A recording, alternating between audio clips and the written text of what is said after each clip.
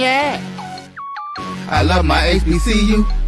And boy, I love it, love it. I love it, love it.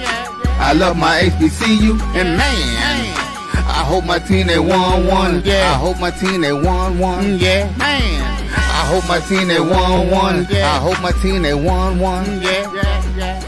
I tune into the HBCU Sports Lab to see if my team won or lost. If they lost, I'm quiet as a mouse. But if they won, keep tab. I'ma do the dab, yeah. Dr. Cavil, he know what he be talking about. Mike and Charles, they know what they be talking about. They compress the analytic data with this hip hop. If you know them like I know them, they gon' tell you if your team, if they won or lost, and who the ball. So listen to Professor, yes sir, and pay attention, cause he gon' teach a lesson. Welcome in to another episode of Inside the HBCU Sports Lab. Charles Bishop, Bryan Fulford coming in with me tonight. A little bit of a late start tonight as I'm kind of getting myself on location here in Atlanta as we get ready to start the 2024 SWAC baseball tournament. How you doing, Bryan? I'm doing well. Sorry about the delay, but good to be on with you. And man, I'm excited about this week. You can see I'm geared up. I'm ready to go. I see you kind of rattlered out over there. You trying to do some back-to-back around here, huh? I'm trying to run it back in Atlanta. We love the city of Atlanta. No doubt about it. Welcome into episode 510 of Inside HBCU Sports Lab, radio show and podcast that covers the sporting HBCU diaspora and all things HBCU sports for institutions large and small, from NAIA to NCAA. We share insights and information on the HBCU sports culture and HBCU athletics, aesthetics to facilitate the story of HBCU athletic programs and the business of HBCU sports. I'm your host tonight, Charles Bishop. Of course, Bryan Fulford in with me. Mike Washington always with me weekly. And we are filming from our home studios and sending a signal live to our KCOH 1230 AM studios with the Texas Radio Hall of Famer, Ralph Cooper, in the beautiful home of Texas Southern University from Houston, Texas. So there, we got that part. We got the preamble out the way. Let's get to it. We will start, man. The SWAC announces baseball tournament seedings and the opening round matchups as everything gets underway on tomorrow. And want to start off, we got Florida A&M and Texas Southern. They are the respective number one seeds. FAMU out of the East, Texas Southern out of the West.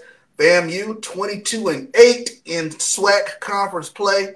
Number one seed, Bethune-Cookman. They come in as the number two seed. They are 19-10 in the SWAC. Alabama State.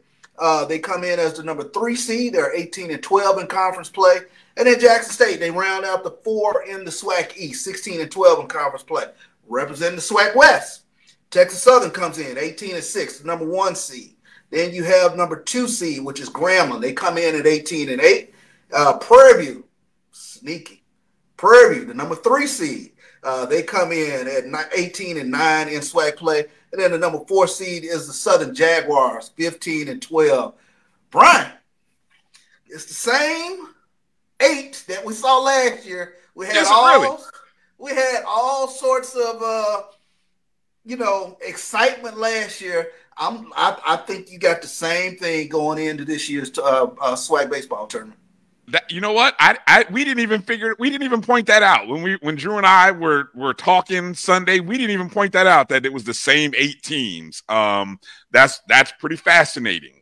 Yeah. And then it's I think the fascinating part is when we start looking at the matchups.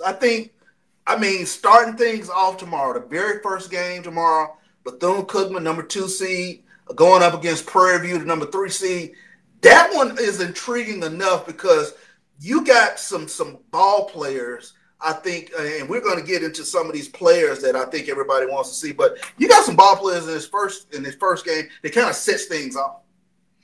It's the only matchup of 2 teams that have not played each other in the season to open it up. And I was telling Drew this the other day. I think this is of all the first round games, I think this is the most intriguing one to me. It's super intriguing. Yeah, I think it is. I think it is because of and honestly, I'm fast forwarding here probably. I think of the 2 teams out of this bracket, the team that's going to the championship game is coming out of this game. And I'm early in this. I'm early in this. And I tell you what, I think they will see each other twice. And it's the second time that we'll decide who gets there, in my opinion. So, when I started taking a look at it, and I started taking a look really at last year's FAMU team, they kind of stumbled going down the stretch. They lost 9 of 12 going into the SWAC baseball tournament. But is there a team that you already are looking at that kind of resembles that FAMU team from last year and can get hot at the right time, if you will? Here's the thing though, Charles. I mean, the team that I think is playing the best. Now, this is based off just performance in SWAC games. Is Prairie View. Prairie View has won 13 of their last 15 SWAC games. They started off the season 6-0, right? They rolled through the Cactus Jack, they rolled through the Andre Dawson Classic, and we were all like, "Oh, who's this Prairie View?" And guys, if you're familiar with Alex Weiss over Minority Baseball Prospects and Reggie, Coach Reggie, last name escapes me right at the moment, but used to be at Tuskegee. I think it's Holloman.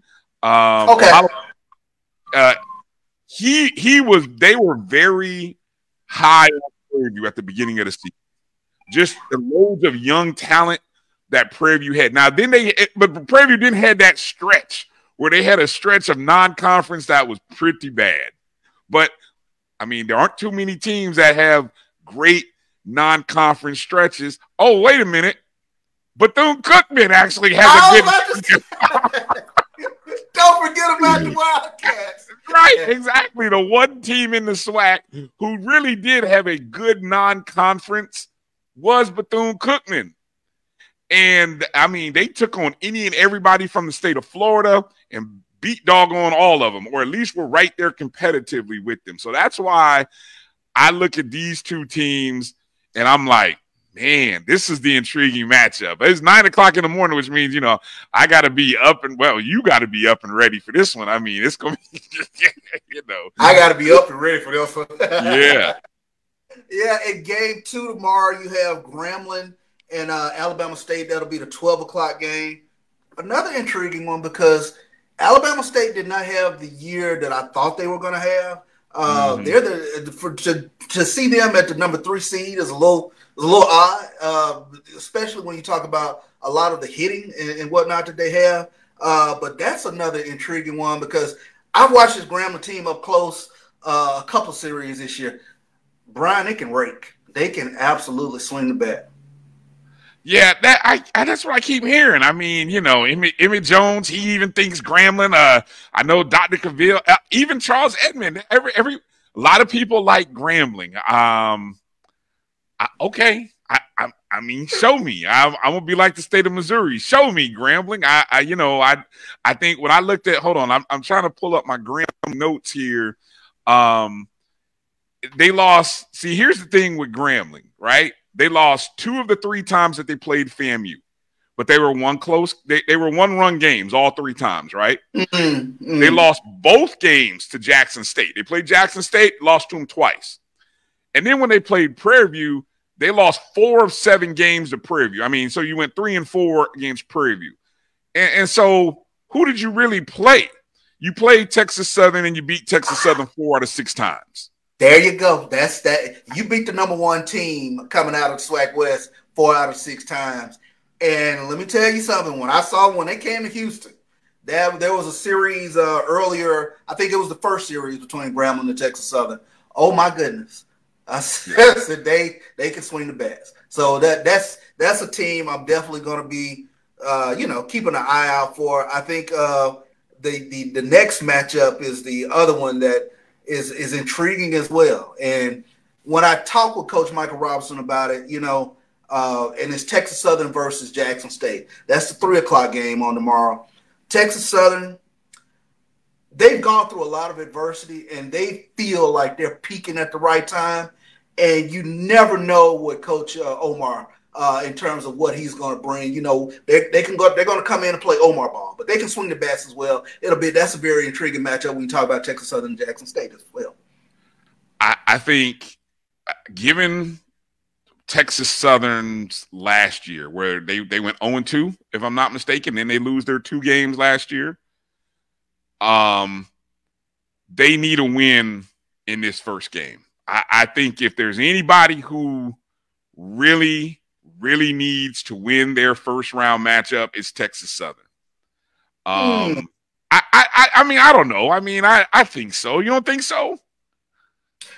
I think it will go a long way. I've had the great pleasure of calling play-by-play for Texas Southern this past season, and I tend to think like you that they do need to get a win here in this first matchup.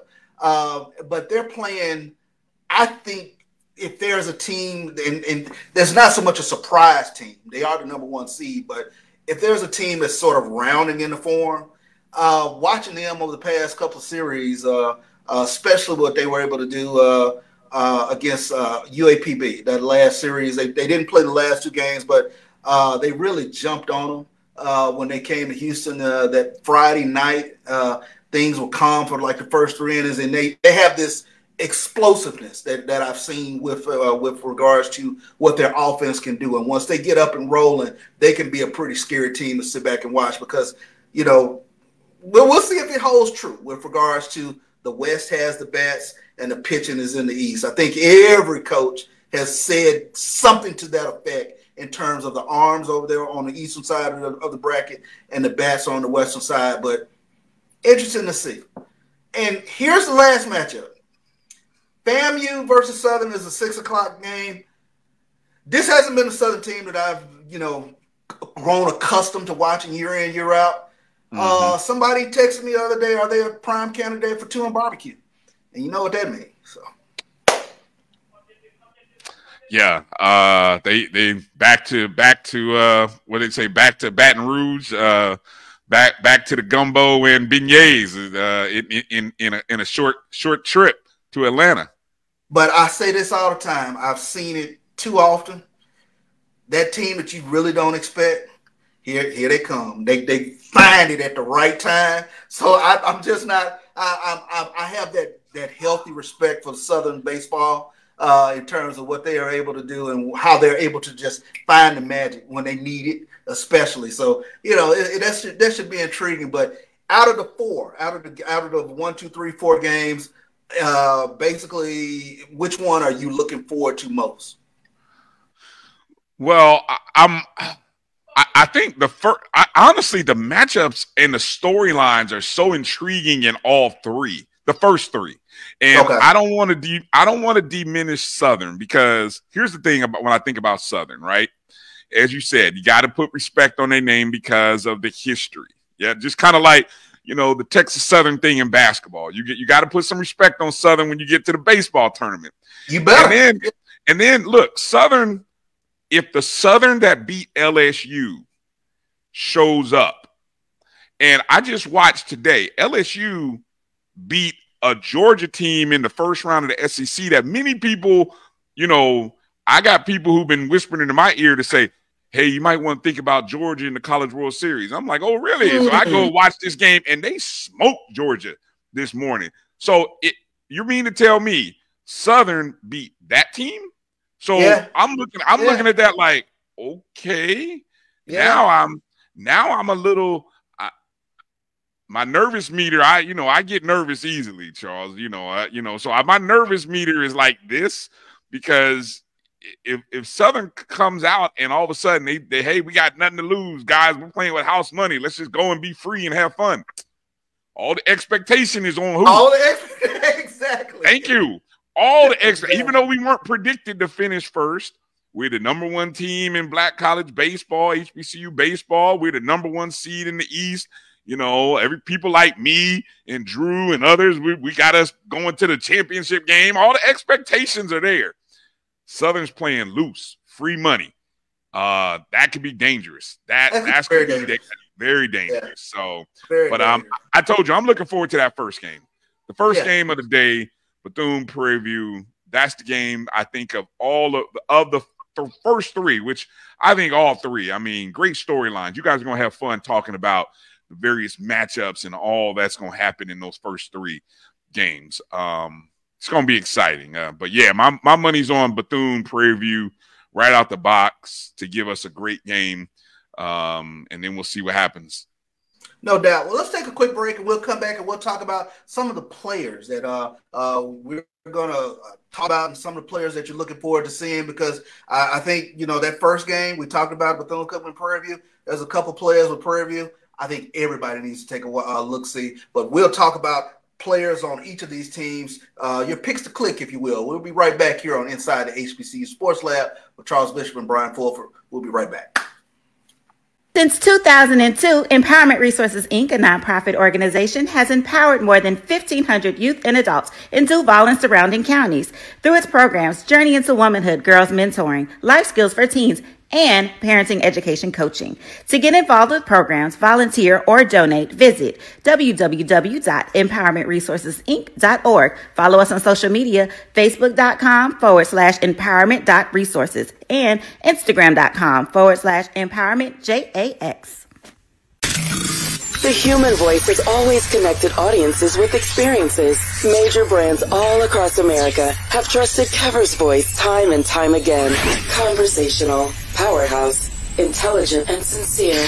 That's the voice you need for your creative marketing process. KEAVERSVOICE.com. Kever's Voice, Kever's Voice, KeversVoice.com. Always on, all the time. Nope. Nope. Come on, him? Ooh, I like him.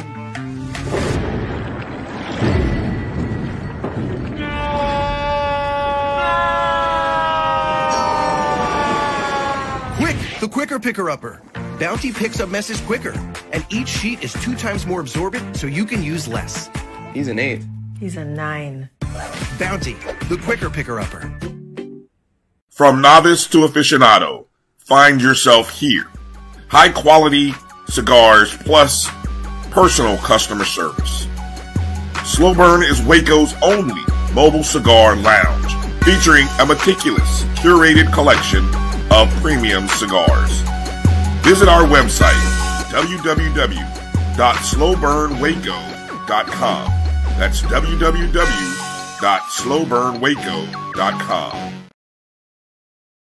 Compress the analytic data with your hip-hop. If you know them like I know them, they gon' tell you if your team, if they wanna lose, and who the ball.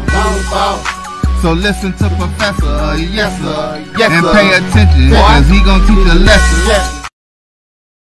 The Sports Lab, Charles Bishop and Bryan Fulford, setting up things with the 2024 SWAC baseball tournament. Wanted to talk about some of the guys that you might be looking forward to watching tomorrow and over the next few days. Are there any players you got in mind, Bryan? Well, I see that the SWAC just released their player of their awards. Oh, I'm looking for that. Oh, yeah. I just it came out maybe about an hour, 2 hours ago. Okay. Yeah, so I'm just kind of looking on their Twitter handle. So I'll just kind of go through the name awards. The SWAC Newcomer of the Year, Tanner Bocabello, starting pitcher for Bethune-Cookman. The Freshman of the Year was Juan Cruz of Alabama State. Yeah. Oh, that surprised you, huh? That surprised me a little bit. Yeah, it did. Yeah, Juan's the first baseman. The relief pitcher of the year, another Bethune-Cookman pitcher, Pablo Torres. He was the relief pitcher of the year. The pitcher of the year goes to Caleb Granger of FAMU. He get the pitcher of the year. The hitter of the year goes to Arkansas Pine Bluffs, Edwin De La Cruz. Edwin De La Cruz. 428 hitter. Yeah. So, I mean, even being a good hitter on a bad team pays off.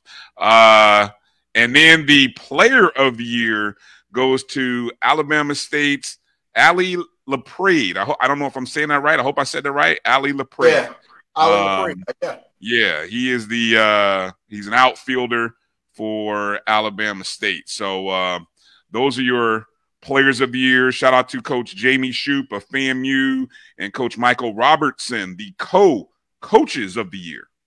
Nice. Yeah. So, yeah, definitely congratulations to all those players in terms of the accolades that they've received postseason. But that brings me to who is it that you want to see? And I think you started it off, and I think it's going to be a very intriguing matchup. But let me ask you to put your manager hat on for a quick second. Do you start the tournament off with your ace? Ooh. I feel like you have to, don't you? I mean, because if you don't, then you're playing. I think if you don't start with your ace, you're playing possibly the next game. Let me see. Are you playing 2 the next day? No, you're not playing 2 the next day. You're playing 2 the following day. So like, yeah. So, I always like to be from a position of strength. And so if I'm going to start my day 1 in game 1 on Wednesday, the likelihood of you having him on Saturday or Sunday, if you have to use him on a Saturday, you use him on Saturday, but you probably have him on Sunday. You know, I would imagine. So I say you got to roll with your day ones, and then really I think that's why I heard Drew say the 2 and 3, you know, or maybe even the 4th pitcher is really really where whichever team has that 3rd or 4th pitcher that shows up all of a sudden might be the team that actually wins it. I don't know. What do you think? Well, it's interesting that you say that because if I'm not mistaken, FAMU had a guy last year, Maria, who showed up and he was a relief pitcher. But every time he showed up in a relief appearance, he's a bulldog. And I mean, he held serve until you could get back to 100 beats, if I'm not mistaken. So, and it was it was phenomenal. I think he made first team all tournament just from what he was able to do. And those are the type of players that I'm looking for, who, you know, they might come in with this, you know, 5, 6, 7 ERA, but all of a sudden, you know, they are doing what they have to do. They're throwing pitches in the strike zone. They're getting guys out. Those are the guys that I'm looking for. Intriguing matchup for me tomorrow, especially. We talked about that first game, but you mentioned Tanner Bocabello. But it's the guys that he's going up against with Prairie View. There's a young man by the name of Michael Burrows that everybody should be paying attention to. He comes into this game batting .367, but he leads Prairie View in batting average, leads them in doubles, leads them in RBIs. He's also stolen 24 bases. When you talk about a guy, I want to see what he does when the spotlight is the brightest. That's a very interesting player in terms of watching him this past season. He can do it all. He can go chase down balls in the outfield too. I'm looking here. He made second team all SWAC in the outfield. Is he number 44? Is that his number? He is number 44. Yeah. And the reason I bring that up is because I go back to that Andre Dawson Classic. And my guy Alex and Coach Reggie was telling me, they was like, Bryan, keep an eye on this young man right here. You're going to hear about him either at the end of the season or going in next year. And look, here you are talking about. That's how I knew when you said that. I was like, oh, I remember the name, because I remember his name was Michael. I just didn't remember the last name. So There you go. Yeah. Hey, he can go get it, man. He can go get it. It's a couple of, you mentioned Ali LaPrade. There's another one for Alabama State. I'm definitely keeping an eye out for. A guy who started hot, Joseph Eichelberger for Jackson State. I think he finished batting .359, but for a while he was sitting in that, you know, high 400s a batting average with regards to Jackson State.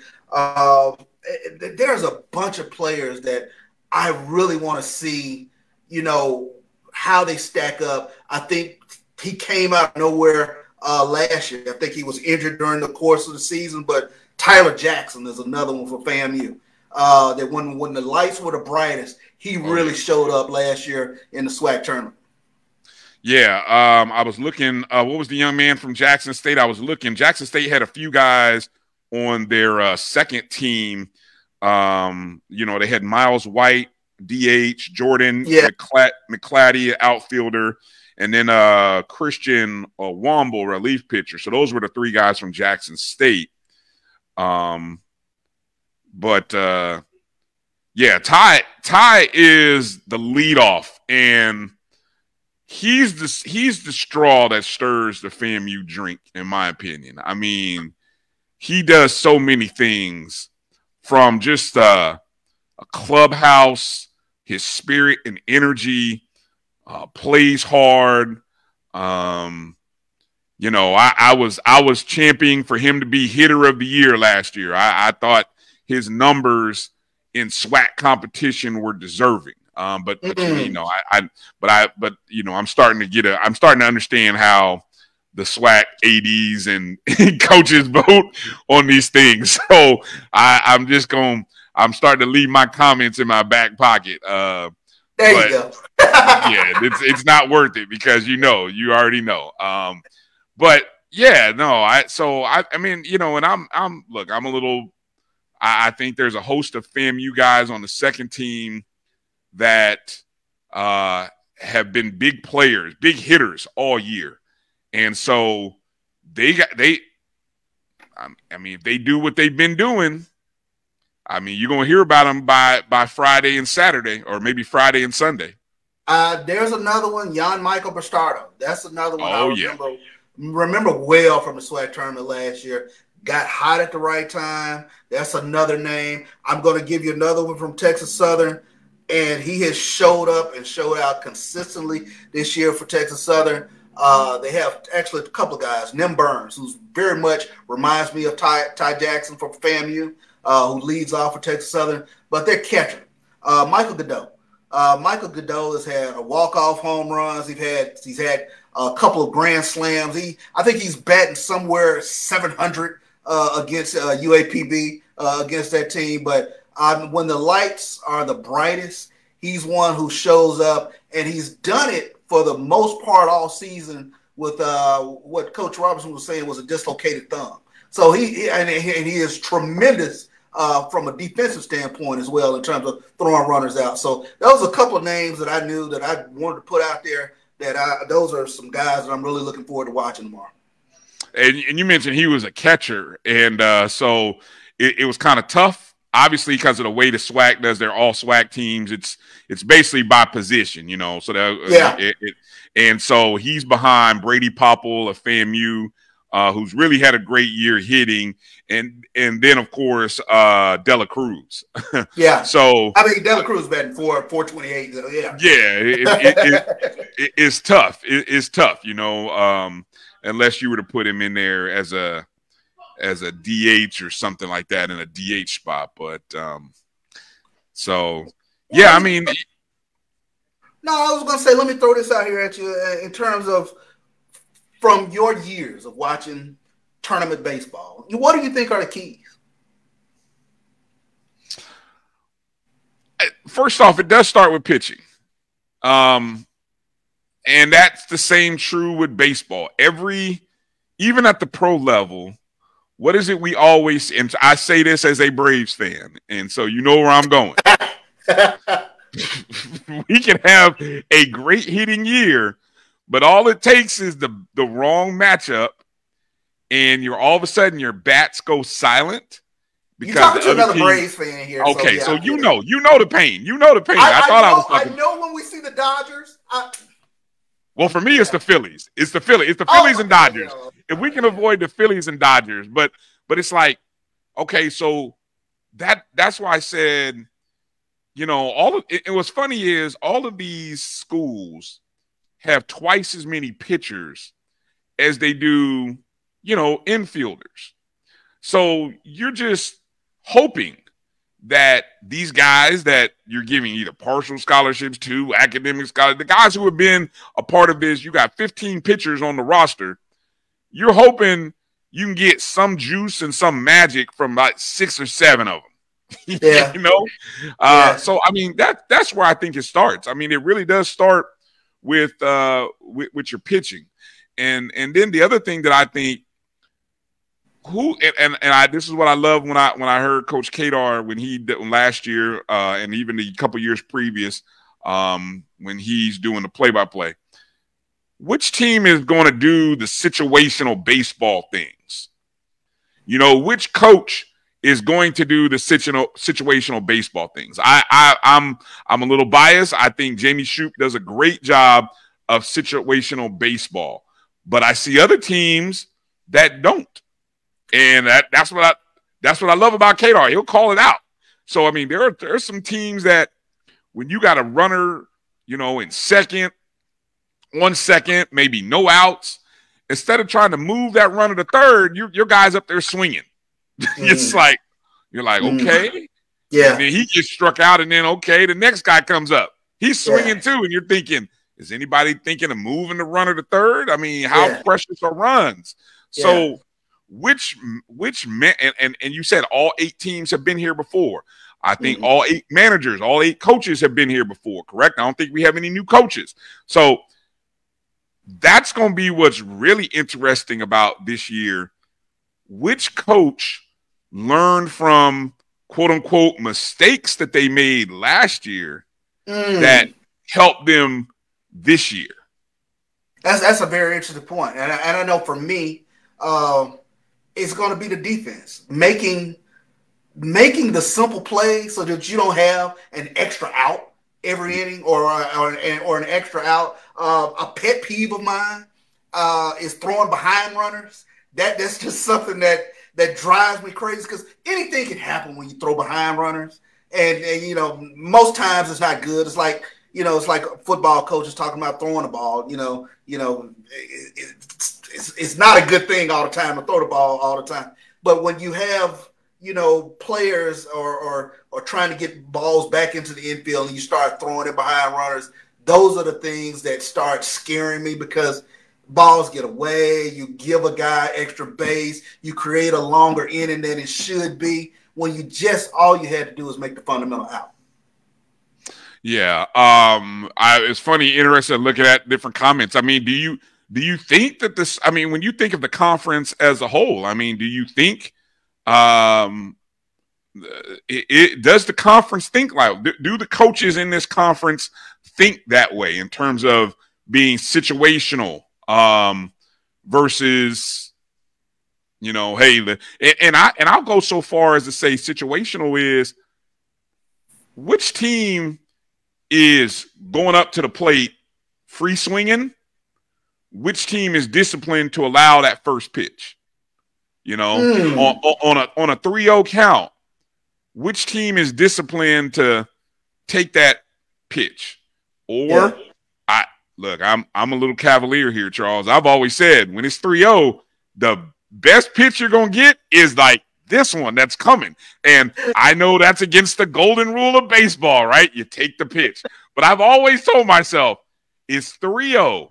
The best pitch I'm about to get is the one that's coming. Why wouldn't I let that? I mean, I guess that's maybe if it's a scoreless game, if nobody's on base, why not let that guy swing away? But I don't know that I'm not an old school baseball guy. Don't get me started about the unwritten rules of baseball. I'm not that guy.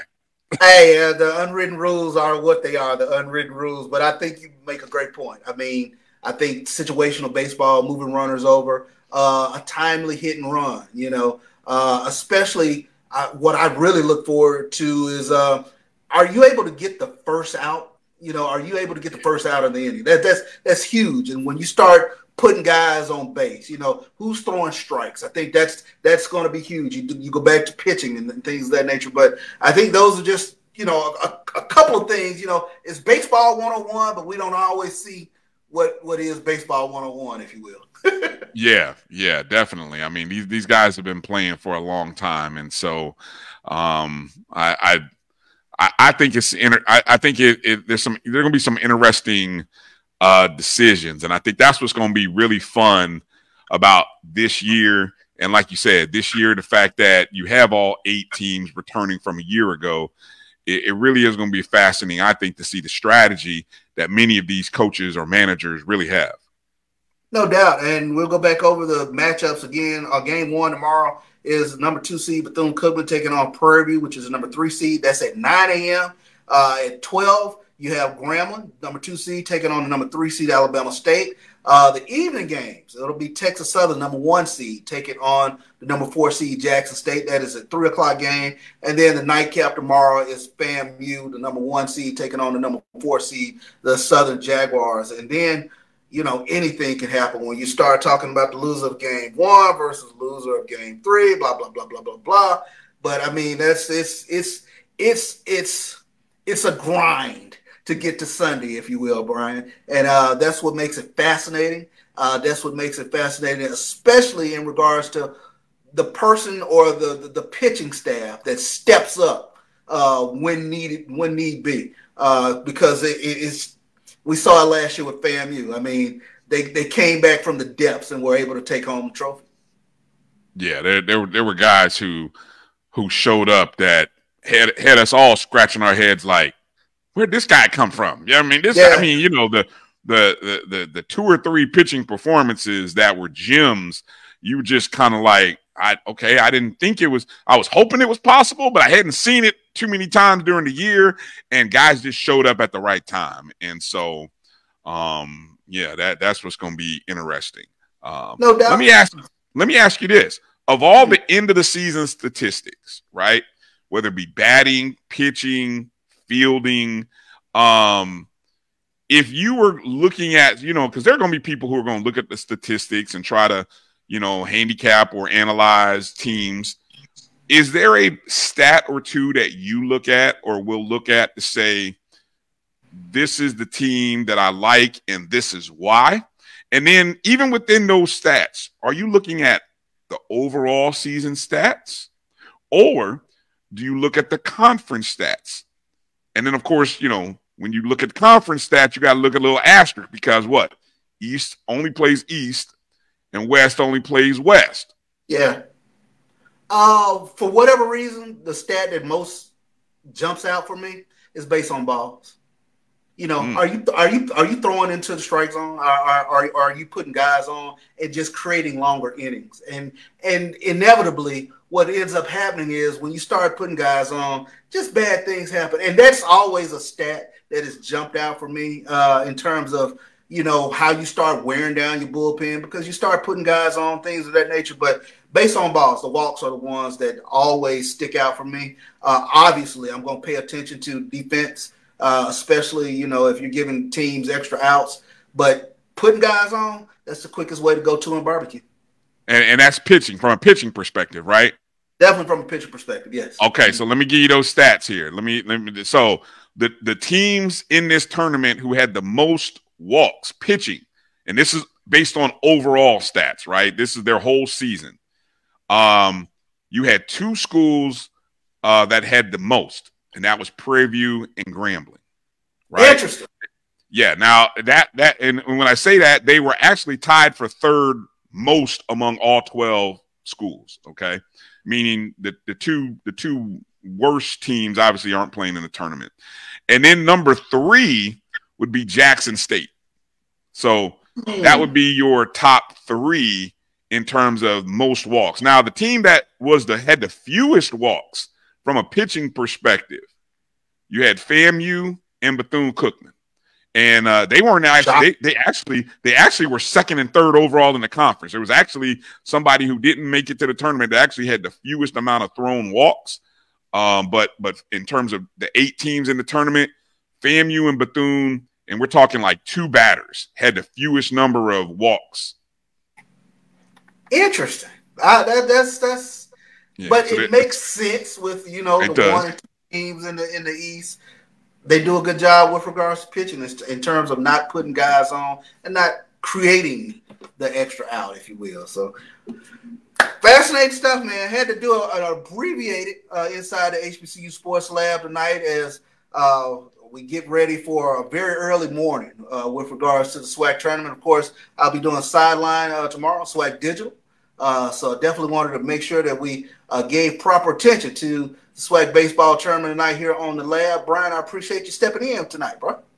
Hey, thank you, man. Thank you. Now, are you allowed, because you're doing the broadcast, you're not allowed to give any predictions? Is that correct? Is that how that goes? I know to stay away from a prediction anyway. So. All right. So let me see. How can I frame this question then? I'll start with the West. What team from the West has the best chance, in your opinion, to get to the championship game? I'll start there. Yeah, that's a prediction. Is it really? No. Okay, if that's a prediction, I said has the best chance, though. I will say I think that there are some teams coming down the stretch that have been playing pretty good ball. Obviously, I've had an opportunity to watch Texas Southern coming down the stretch and watching them up close. They are a very cohesive team, very impressive team.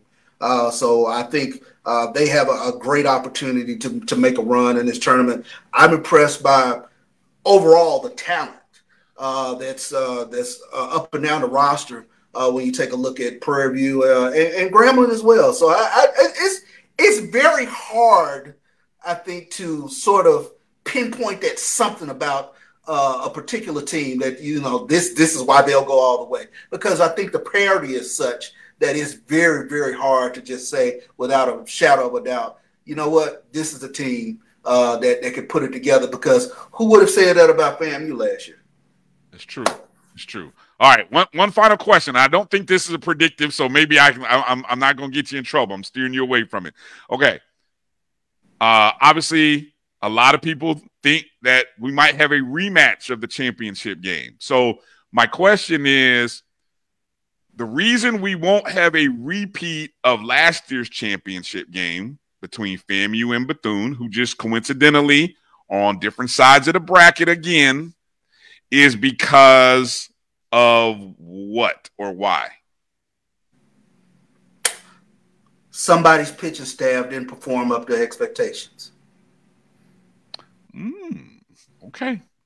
I like that. I don't know who it is. I don't know who the spoiler is. I know Zach Maria last year was a spoiler for FAMU because he was able to come in and eat up innings and pitched as well as he did. Gotcha. Okay. Good stuff. I hope I didn't. I try not to steer you into getting in trouble, but good answers though. Good answers, Charles. Good answers. No doubt, man. We will do it again next Tuesday. We will talk about the winner of the SWAC baseball tournament, as well as a bunch of other great HBCU news out there. Again, abbreviated show tonight, but had to get in. Thank you for coming in with me, Bryan. Hey man, it's a pleasure. You guys have a great call. I mean, it should be fun. I'm gonna have my popcorn ready right there at my desk while I'm at school. My last day of school tomorrow, so I'm gonna have the computer on. I'm gonna have my popcorn and tell kids that y'all do whatever y'all do. Don't get in trouble. Don't tear up the walls. Actually, I might put them to cleaning duty. Be like, hey, y'all clean while I'm up here watching this baseball game in the morning. But hey, you guys nothing like the last day of school, man. Nothing like the last day of school, man. So you guys have a great call. I'm looking forward to watching you guys all day and night over the next couple days.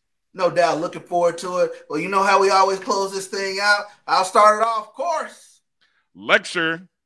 Dismiss. Dismiss. Next Tuesday.